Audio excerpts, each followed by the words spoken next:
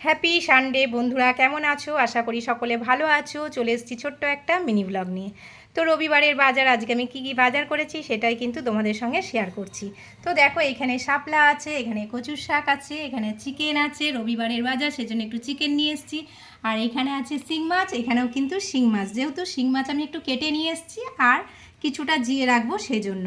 তো এখানে আছে কাঁঠালি কলা, টমেটো, বেগুন, শশা, আর এখানে আছে একটা দুধের প্যাকেট, আর হচ্ছে সিমুই। আর শাপলা তো আমি খুব ভালোবাসি, কচুর শাকও ভালোবাসি। শাপলা যেহেতু এখনই খেয়ে নেবো, কেননা এরপরে আর পাওয়া যাবে না, সেই জন্য শাপলা যতদিন পাওয়া যাবে ততদিনই নিয়ে চলে আসবো। আর যা দাম সবজিতে হাতও দেওয়া যাচ্ছে না, কি করব, তবুও কিনে খেতে হবে, পেটে খাবার খেতেই হবে, দাম হলেও কিছু করার নেই। তো চিংড়ি মাছের একটু আশায় ছিলাম, তো চিংড়ি মাছগুলো দেখলাম সব বিক্রি হয়ে গেছে, চিংড়ি মাছ আর আজকে পেলাম না।